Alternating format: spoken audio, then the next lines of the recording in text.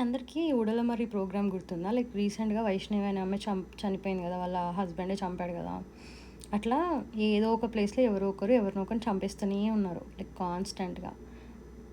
అంటే జస్ట్ 'హరి' వాళ్ళ ఎగ్జాంపుల్ తీసుకుందాము. వాళ్ళ మమ్మీ లైక్ వేరే పెళ్లి చేస్తే ఆమెను వదిలేసి వచ్చేసి లేకపోతే చంపేసి వచ్చేసి అని చెప్పింది. దొరికితే జైల్‌లో ఏస్తారన్న విషయం ఎందుకు మర్చిపోతుర్రు ప్రతి ఒక్కరు? లైక్ చచ్చిపోతుర్రు. ఐ మీన్ చంపేస్తున్నారు. చంపిన తర్వాత పోయి జైల్‌లో కూర్చుంటారు గదా! ఇంకా లైఫ్ ఎక్కడుంది అక్కడ?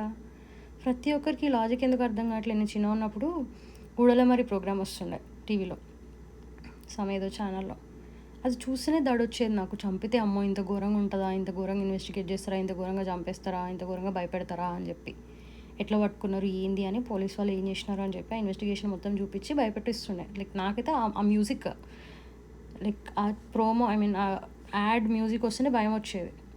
అట్లాంటిది వీళ్ళు ఎట్లా చంపుతున్నారు? అసలు చంపితే కాన్సిక్వెన్సెస్ ఎందుకు గుర్తుంటలే వీళ్ళకి? అండ్ మొన్న రీసెంట్‌గా ఒక సినిమా చూసినా. ఆ సినిమాలో సేమ్ రేప్, దాని తర్వాత హీరో విలన్ని ఎట్లా చంపాడు అని చూపిచ్చారు. రియల్ లైఫ్‌లో ఎందుకు జరగవు? ఇంకా ఎందుకు భయపడకుండా అన్నీ చేస్తూనే ఉన్నారు అట్లా? ఇంకా ఆగవా? అంటే వాళ్ళకి భయం రాదా రియాలిటీలో?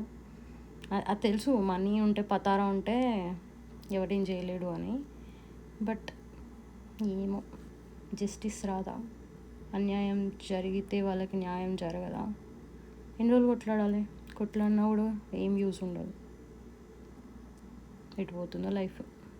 అసలు అందరికీ ఏం తెలవనప్పుడే బాగుండే. తెలివొచ్చి అందరూ కొంచెం పైసలు రాగానే, కొంచెం పతారా రాగానే మొత్తం జనాలందరినీ రూల్ చేసేసేయాలి అన్నట్టు ఈగోలోకి పోతున్నారు. ఎప్పుడు మారుతుందో?